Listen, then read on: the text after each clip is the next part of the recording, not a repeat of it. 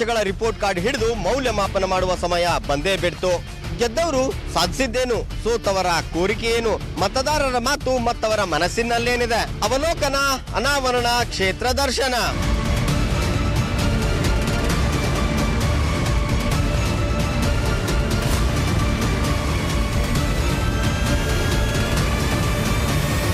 Assembly ಅಖಾಡದ ಸಂಪೂರ್ಣ ಚಿತ್ರಣ ಬಿಂಬಿಸುವ ವಿಶೇಷ ಕಾರ್ಯಕ್ರಮ ಜನ ಮನ ಮತ ಕಾರ್ಯಕ್ರಮಕ್ಕೆ ಸ್ವಾಗತ.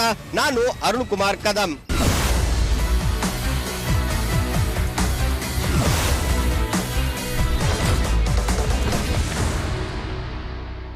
ಹಿನ್ನೋಟ ಮುನ್ನೋಟಗಳ ಜೊತೆ ನಾವೀಗ ಬಸವಣ್ಣನ ಕರ್ಮಭೂಮಿ ಬಸವ ಕಲ್ಯಾಣ ಮತಕ್ಷೇತ್ರದಲ್ಲಿದ್ದೇವೆ.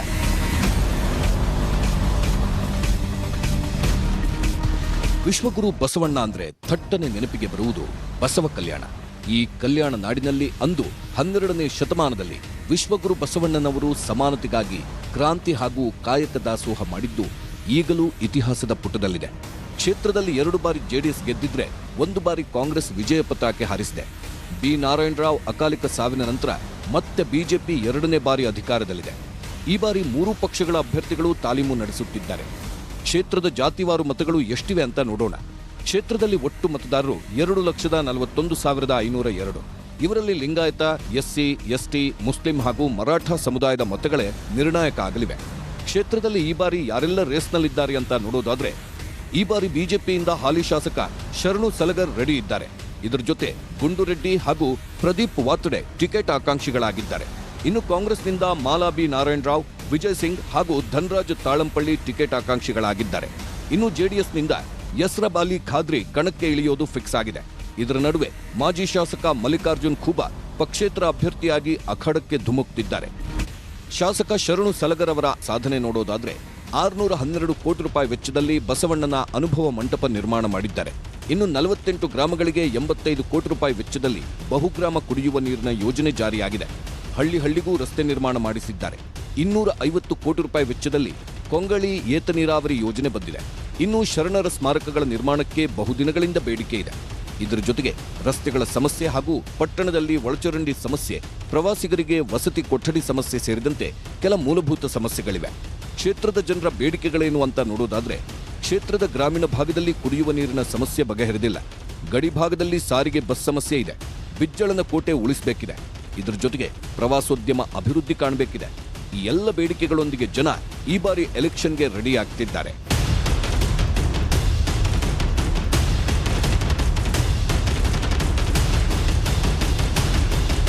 ಈಗ ನಾವು ಬಸವ ಕಲ್ಯಾಣ ಮತಕ್ಷೇತ್ರದ ಬಸವ ಕಲ್ಯಾಣ ಪಟ್ಟಣದಲ್ಲಿದ್ದೀವಿ. ಇಲ್ಲಿ ಏನಂತಂದ್ರೆ ಜನರ ಒಪಿನಿಯನ್ ಏನಿದೆ, ಈ 5 ವರ್ಷದ ಆಡಳಿತ ಅವಧಿಯಲ್ಲಿ ಹೇಗಿಲ್ಲ ಇತ್ತು. ಈಗ ಸಾಕಷ್ಟು ಜನ ಈ ಒಂದು ಹೋಟ್ಲಿಗೆ ಬೆಳಗ್ಗೆ ಆಗಿದೆ, ತಿಂಡಿಗೆ ಮತ್ತೆ ಟೀ ಕುಡಿಯೋಕ್ಕೆ ಜನ ಬರ್ತಾ ಇದ್ದಾರೆ. ಜನರಿಗೆ ಕೇಳೋಣ, ಈ ಒಂದು ಮತಕ್ಷೇತ್ರದಲ್ಲಿ ಜನರ ಒಲವು ಯಾರತ್ತಾ ಇದೆ ಅಂತ. ಸರ್, ಈಗ ಈ ಒಂದು 5 ವರ್ಷದ ಆಡಳಿತ ಹೆಂಗಿತ್ತು, ನಿಮ್ಮ ಲೀಡರ್ ಹೆಂಗಿರಬೇಕು, ಬಸವ ಕಲ್ಯಾಣದಿಂದ ಅಭಿವೃದ್ಧಿ ಆಗಿದೆಯಾ?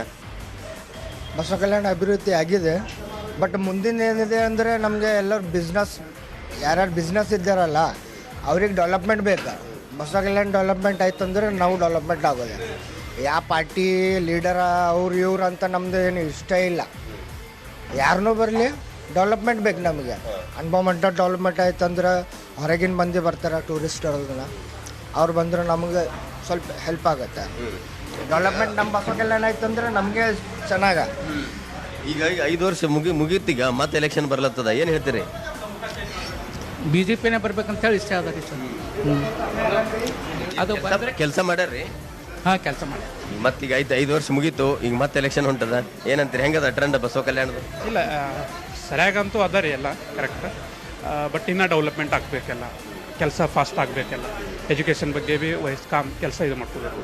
ಆಮೇಲೆ ನೀರಿಂದು ಎಲ್ಲ ಹಳ್ಳಿ ಗುಂಟ ಸಿಟಿಯಾಗಲ್ಲಿ ನೀರಿನ ವ್ಯವಸ್ಥೆ, ಆಮೇಲೆ ರೋಡಿನ ವ್ಯವಸ್ಥೆ ಅಂತಂದ್ರೆ ಬಸ್ಸಿನ ವ್ಯವಸ್ಥೆ, ಅದಷ್ಟು ಮಟ್ಟಿಗೆ ಎಲ್ಲ ಸರಿಯಾಗಾದ್ರೆ ನಮಗೆ ಅಷ್ಟೇ ಸರ್. ಸರ್, ಹೆಂಗದಾರೆ ಬಸವ ಕಲ್ಯಾಣ ಟ್ರೆಂಡ್? ಚೆನ್ನಾಗಿದೆ, ಪರವಾಗಿಲ್ಲ. BJP ಅವ್ರು ಕೆಲಸ ಮಾಡ್ತಿದ್ದಾರೆ, ಶರಣು ಸಲಗರ್ ಅವರು ಇನ್ನೂ ಡೆವಲಪ್ ಆಗಬೇಕು, ಒಳ್ಳೆ ಕೆಲಸ ಮಾಡಬೇಕು. ಯಾರೇ ಶಾಸಕರು ಬಂದರೂ ಪರವಾಗಿಲ್ಲ, ನಮ್ಮ ಬಸವ ಕಲ್ಯಾಣ ಅಭಿವೃದ್ಧಿ ಮಾಡಬೇಕು, ಬಸವಣ್ಣನ ಹೆಸರು ಕೀರ್ತಿ ತರಬೇಕಂತ ಹೇಳ್ತೀವಿ. ಇಡೀ ವಿಶ್ವನೇ ಬಸವಣ್ಣನತ್ತ ತಿರುಗಿ ನೋಡ್ಬೇಕು, ಬಸವ ಕಲ್ಯಾಣ ಅಂತ ತಿರುಗಿ ನೋಡತ್ತದ. ಆದ್ರೆ ಬಸವ ಕಲ್ಯಾಣ ಇನ್ನೂ ಅಭಿವೃದ್ಧಿ ಆಗಬೇಕು. ಇದ್ರ ಬಗ್ಗೆ ಟೂರಿಸಂ ಕೂಡ ಇಲ್ಲ, ಇನ್ನು ಅದನ್ನ ಕೂಡ ಡೆವಲಪ್ ಮಾಡೋಂಥ ಕೆಲಸ ಆಗ್ಬೇಕಂತ. ಭಾಳಷ್ಟು ಡೆವಲಪ್ ಆಗಬೇಕು. ಬಸವಣ್ಣನ ಬಗ್ಗೆ ಯಾರೂ ಇಲ್ಲಿ ಚರ್ಚೆ ಮಾಡ್ತಾ ಇಲ್ಲ. ಅದು ಬಿ ನಾರಾಯಣ್ ಸ್ವಲ್ಪ ಮಾಡಿದ್ದಾನೆ, ಅವನು ಹೋಗ್ಬಿಟ್ಟ.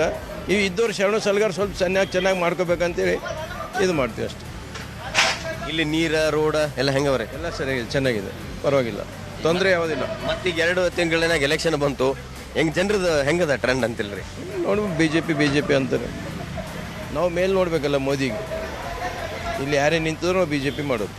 ಬಸವ ಕಲ್ಯಾಣ ಇವಾಗ ಭಾಳ ಹಿಂದುಳಿದಿದ್ದು ಊರು. ಇಲ್ಲಿನ ಡೆವಲಪ್ಮೆಂಟ್ ಆಗಿಲ್ಲ, ಡೆವಲಪ್ಮೆಂಟ್ ಆಗಬೇಕಾಗಿತ್ತು. ಆಮೇಲೆ ಇಲ್ಲಿ ಸಮಾಜದ ಬಗ್ಗೆ ಭಾಳ ಇದು ಆಗ್ತಾಯಿದೆ. ಆಮೇಲೆ ಬಸವ ಕಲ್ಯಾಣದಾಗ ಅಂದರೆ ವ್ಯಾಪಾರ ಮಾಡೋದು ಭಾಳ ಕಷ್ಟ ಅದ. ವ್ಯಾಪಾರ ಸಲುವಾಗಿ ವ್ಯವಸ್ಥೆ ಇಲ್ಲ. ಅಭಿವೃದ್ಧಿ ಆಗಬೇಕು. Tourism place most important. ಇಲ್ಲಿ ಅನುಭವ ಮಂಟಪ ಮಾಡ್ತಾ ಇದ್ದಾರೆ, ಏನಾಗ್ತದ ನೋಡಬೇಕು. ಆಮೇಲೆ ಇಲ್ಲಿ ಕಾರ್ಖಾನೆಗಳಿಲ್ಲ, ಜನರು ವ್ಯವಹಾರ ಮಾಡೋಕ್ಕೆ, ಬಿಸ್ನೆಸ್ ಮಾಡೋಕ್ಕೆ ಸ್ವಲ್ಪ ತೊಂದರೆಯಲ್ಲಿದ್ದಾರೆ. ಅದನ್ನು ಸಪೋರ್ಟ್ ಆಗಬೇಕು ಗೌರ್ಮೆಂಟ್ಲಿಂದ. ಇಲ್ಲಿನ ಶಾಸಕರು ಏನು ಮಾಡ್ತಾ ಇಲ್ಲ ಇವಾಗ. ಇನ್ನೊಬ್ಬ ಒಳ್ಳೆ ಶಾಸಕ ಬರಬೇಕು ಅಷ್ಟೇ. ಇಲ್ಲಿ ಪಕ್ಕದಾಗ ಹುಮ್ನಾಬಾದ್ ಅದಲ್ಲ, ಹುಮ್ನಾಬಾದ್ದಾಗ ಇಂಡಸ್ಟ್ರಿಯಲ್ ಏರಿಯಾ ಒಳ್ಳೇದದ. ಆ ಥರ ಬಸವ ಕಲ್ಯಾಣದಾಗ ಆಗಬೇಕು.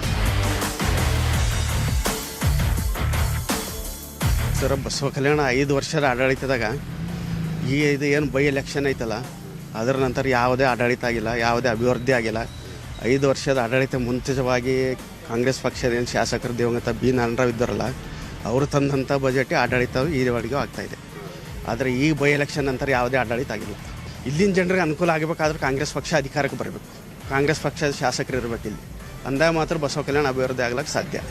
ಸರ್, ಫಸ್ಟ್ ಆಫ್ ಆಲ್ ಹೇಳ್ಬೇಕಂತಂದ್ರೆ ಸಿದ್ದರಾಮಯ್ಯ ಸರ್ಕಾರ ಏನಿತ್ತು ನೋಡ್ರಿ, ಅವಾಗ ನೆಮ್ಮದಿಯಿಂದ ಏನಪ್ಪ ಅಂದ್ರೆ 5 ವರ್ಷ ಏನಪ್ಪ ಅಂದ್ರೆ ಎಲ್ಲರೂ ಭಾಳ ಮಾಡಿದವರು. ಅದಾದ ನಂತರ ಏನಪ್ಪ ಅಂದ್ರೆ ಬೆಲೆ ಏರಿಕೆ ಏನಾಯ್ತು ನೋಡ್ರಿ. ಸ್ಪೆಷಲಿ ಹೇಳ್ಬೇಕಂದ್ರೆ BJP ಗೌರ್ಮೆಂಟ್ ಅಂತಾರೆ, ಅದು ಯಾರ ಕೆಲವು ಸಹಿಸ್ಕೊಳ್ಳೋಕ್ಕಾಗ್ತದೆ ಸರ್. ಇವ್ರು ಎಲೆಕ್ಷನ್ ಟೈಮಲ್ಲಿ ಎಲ್ಲ ಬಜೆಟ್ ರಿಲೀಸ್ ಮಾಡಿದ್ರು, ಹಾಗೆ ಹೀಗೆ ಅಂತಂದರು. ಬಡವ್ರ ಫೇರ್ದಲ್ಲಿ ಏನು ಬಜೆಟ್ ಅಷ್ಟು ಹೇಳ್ರಿ ನೀವು? ಯಾವುದು ಬಜೆಟ್ ಇಲ್ಲ. ಎಲ್ಲ ದಿವಂಗತ ಬಿ ನಾರಾಯಣ್ ಸಾಬ್ರು ಏನಪ್ಪ ಅಂದ್ರೆ ಬಜೆಟ್ ಸ್ಯಾಂಕ್ಷನ್ ಮಾಡಿದಂಥ ಸ್ಕೀಮ್ಗಳು, ಅದ್ರ ಮೇಲೆ ಏನಪ್ಪ ಇವರೆಲ್ಲ ರನ್ ಮಾಡ್ತಾ ಇದ್ದಾರೆ. ಮತ್ತೇನಿಲ್ಲ, ಅದು ಹೊಸ ಸ್ಕೀಮ್ ಯಾವುದೂ ಇಲ್ಲ ಇವ್ರದ್ದು. ಅವ್ರು ಮಾಡಿರೋ ಸ್ಕೀಮ್ಗಳೇನಪ್ಪ ಇವ್ರು ರನ್ ಮಾಡ್ತಾ ಇದ್ದಾರೆ. ಬೇರೆ ಯಾವುದು ಹೊಸ ಡೆವಲಪ್ಮೆಂಟ್ ಇಲ್ಲ. ಮತ್ತೆ ಚುನಾವಣೆ ಬರುತ್ತೆ, ಓನ್ಲಿ ಸಿದ್ದರಾಮಯ್ಯ CM ಆಗಬೇಕು. ಇಲ್ಲಿ ಕಾಂಗ್ರೆಸ್ ಒಳ್ಳೆ ಅಭ್ಯರ್ಥಿ ಸೆಲೆಕ್ಟ್ ಆಗಬೇಕಂತಂದ್ರೆ ಧನರಾಜ್ ತಾಳ್ಪಳ್ಳಿ ಸಪೋರ್ಟ್ ಮಾಡಬೇಕು.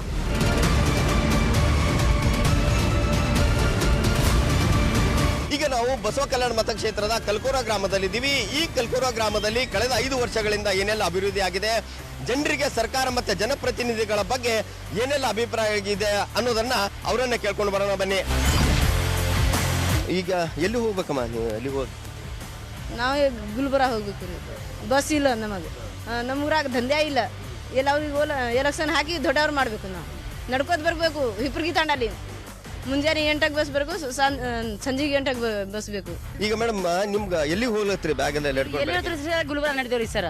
ಗುಲ್ಬರ್ಗ ಅಂದ್ರೆ ಬಸ್ಸಿನ ತಕ್ಲೀಫ್ ಅದ ರೀ ಸರ್. ನಾವು ಗರೀಬ್ ಮಂದಿದ್ದೇವ್ರಿ ಸರ್. ಕೆಲಸ ಮಾಡಬೇಕು, ಕೆಲಸ ಇಲ್ರಿ ಸರ್ ನಮಗೆ. ಗರೀಬ್ ಮಂದಿ ಇಲ್ಲಿ ನಿಮಗೆ ಇಲ್ಲಿ ಊರಾಗ ಏನು ಕೆಲಸದ ಏನಿಲ್ಲ ನಿಮ್ಗೆ ಸರ್? ನಮ್ಮ ಊರಾಗ ಕೆಲಸ ಎಲ್ಲ ಗುಲ್ಬರ್ಗ ಹೋಗ್ಬೇಕ್ರಿ ಸರ್. ಗಾಡಿ ಭಾಳ ದಿನ 200 ನಡೆದ್ರಿ ಸರ್. ಗರೀಬ್ ಮಂದಿದ್ದೇವು. ಇನ್ನೋಡ್ ಥೈಲಿ ಅದ.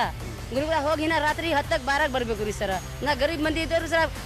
ಹಿಪ್ಪರ್ಗಿ ತಾಂಡಕ್ಕೆ ಬಸ್ ಕಳಿಬೇಕು ರೀ ಸರ್. 8ಕ್ಕೆ 7ಕ್ಕೆ ಕಳಿಸ್ಬೇಕು ರೀ ಸರ್. ನಾವೀಗ ಎಲೆಕ್ಷನ್ ಓಟ್ ಹಾಕ್ತಿರಿ, ನಮಗೆ ಭೀ ಗರೀಬ್ ಮಂದಿಗೆ ಹೆಲ್ಪ್ ಮಾಡ್ಬೇಕು ರೀ ಸರ್.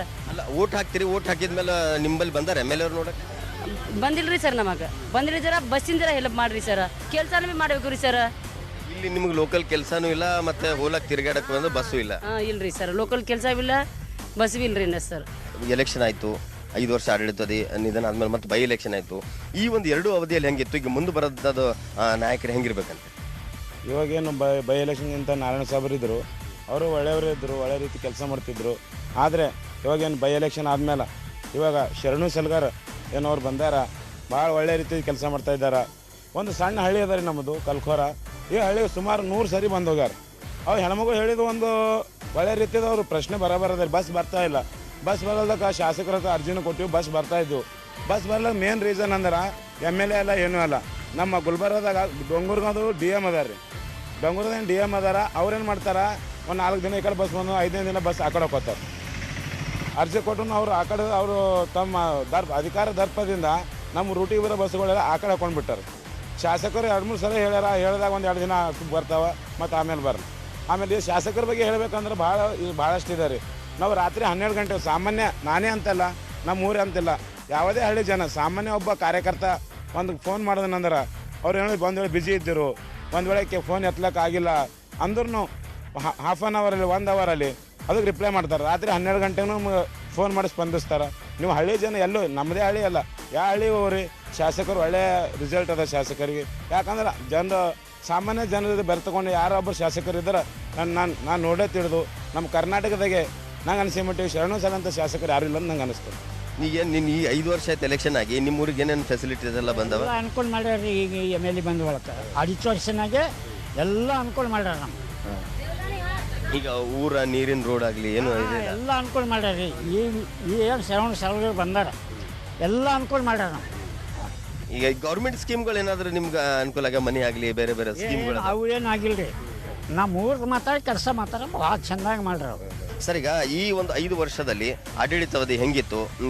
ಈಗ ಮತ್ತೆ 2 ತಿಂಗಳಾಗಿ ಎಲೆಕ್ಷನ್ ಬಂತು, ಏನು ನಿಮ್ಮ ಅಭಿಪ್ರಾಯ? ಸರ್, ಎಲ್ಲ ಮೋದಿ ಸರ್ಕಾರ ಬಂದ ಮ್ಯಾಕ ಸರ್ ಚೆನ್ನಾಗಾಗಿದೆ ಸರ್. ಇನ್ನೊಂದೇನದಂದ್ರೆ ರೈತರಿಗೆ 2,000 ರೂಪಾಯಿ ಬರ್ತಾ ಇಲ್ಲ. ಈಗ 2,000 ರೂಪಾಯಿ 2 ತಿಂಗಳಿಗೆ 3 ತಿಂಗಳು 2,000 ರೂಪಾಯಿ ಬರ್ತಾ ಇದೆ. ಮತ್ತು ಎಲ್ಲ ವಯಸ್ಕರ ರೊಕ್ಕನೂ ಜಾಸ್ತಿ ಆಗ್ಯಾವ ಸರ್. ಇನ್ನೊಂದೇನದ ಅಂತಂದ್ರೆ ನಮ್ಮಲ್ಲಿ ಗಲ್ಲಿ ರೋಡ್ ಆಗ್ಯಾವ, ನಳಗಳಾಗ್ಯಾವ, ಆಯಿತು ಪಂಚಾಯತ್ ಡೆವಲಪ್ಮೆಂಟ್ ಆಗ್ಯಾವ. ಇದ್ದಂಥ ಎಲ್ಲ ಮೆಂಬರ್ಗಳು ಒಳ್ಳೆ ಕೆಲಸ ಮಾಡ್ತಾಯಿದ್ದಾರೆ ಅವ್ರು. ಯಾಕಂದ್ರೆ MLA ಶರಣು ಸಲಗರ ತೈಟರ್ ಇದ್ದ ಕಡೆಯಿಂದ ಹಳ್ಳಿಗೆ ಹೋಗಿಸಿ ಎಲ್ಲ ವಿಸಿಟ್ ಕೊಟ್ಟಿಗೆಸಿ ಎಲ್ಲರಿಗೆ ಗರೀಬರಿಗೆ ಅದು ಆಯ್ತು ಮನೆಗಳು ಬಿದ್ದೀವಲ್ಲ ಅವರಿಗೆಲ್ಲ ಅನುದಾನ ಕೊಟ್ಟರೆ 10,000 ರೂಪಾಯಿ ಚೆಕ್ ಕೊಟ್ಟಾರ. ಒಳ್ಳೆ ರೀತಿಯಿಂದಾಗಿ ಜನಗಳು ಅವ್ರ ಹಿಂದೆ ಬೆಂಬಲ ಭಾಳ ಅದ ರೀ. ಈಗ ಸರ್ಕಾರದ ಸವಲತ್ತುಗಳೆಲ್ಲ ನಿಮ್ಮ ಗ್ರಾಮದ ಬಡವರ ಜನರಿಗೆಲ್ಲ ಸಿಕ್ಕಿದೆ? ಹಾಂ ಸರ್ಕಾರ ಸರ ಈ ME ಲೋನಲ್ಲಿ, ಹೈನುಗಾರಿಕೆ ಲೋನಲ್ಲಿ ಪ್ರತಿ ಒಂದು 10-20 ಜನಕ್ಕೆ ನಮ್ಮಲ್ಲಿ ಊರಲ್ಲಿ ಮಾಡಿಕೊಟ್ರು ಸರ್ ಗರೀಬರಿಗೆ. ಇನ್ನೊಂದು ಕುರಿ ಸಾಕಾಣಿಕೆ, ಮೇಕೆ ಸಾಕಾಣಿಕೆ ಇವೆಲ್ಲ ಏನದ ಲೋನ್ ಮಾಡಿಸ್ಕೊಟ್ರು ಸರ್. ಆಯಿತು, ಇನ್ನು ಮುಂದೆ ಬರೋಂಥ ದಿನಗಳಲ್ಲಿ ಬೋರ್ವೆಲ್ ಕೆಲಸಗಳು ಮಾಡ್ತಾ ಅಂತಂದಿಗೆ ಆಸೋನೆ ಕೊಟ್ಟು ಹೋಗ್ಯಾರ ಸರ್. ಎಲ್ಲ ಅರ್ಜಿ ಹಾಕಿದ್ದೇವೆ ಸರ್. ಬೋರ್ವೆಲ್ ಕೆಲಸ ಅದು ಸಕ್ಸಸ್ ಆಗ್ತಾವ ರೈತರಿಗೆ. ಇನ್ನೊಂದನ್ನು ಕರೆಂಟಿನ ಸವಲತ್ತು ಇದ್ದಿಲ್ಲ, ಕರೆಂಟಿನ ಸವಲತ್ತು ಮಾಡಿಕೊಟ್ರ. ಸರ್, ಈಗ ಈ ಒಂದು 5 ವರ್ಷದ ಆಡಳಿತಾವಧಿ ಹೆಂಗಿತ್ತು ಅಂತ ನಿಮ್ಮ ಏನು ತೃಪ್ತಿ ತಂದದ ಇದು ಆಡಳಿತ? ಹಾಂ, ತಂದು ಸರ್. 5 ವರ್ಷ ಮಾಡಿಲ್ಲ ಸರ. ಇದು ನಿಧಾನ ಆದವ್ರಿ. 17 ತಿಂಗಳದಾಗ ಕೆಲಸ ಮಾಡ್ದ ಯಾವ MLAನೂ ಮಾಡಿಲ್ಲ ರೀ ಬಸವಕಲ್ಯಾಣ ತಾಲೂಕಿನಾಗ ರೀ. 140 ಹಳ್ಳಿಗೆ ಕೆಲಸ ಮಾಡ್ಯಾರ ರೀ. ನೆಕ್ಸ್ಟ್ನು ಅವರೇ ಬರ್ತಾರೆ ರೀ ಶರಣು ಸಲ್ಗಾರ್ ರೀ. ಬೇರೆಯವ್ರು ಯಾರನ್ನೂ ಇಷ್ಟು ಕೆಲಸ ಮಾಡಿಸಿಲ್ಲ ರೀ.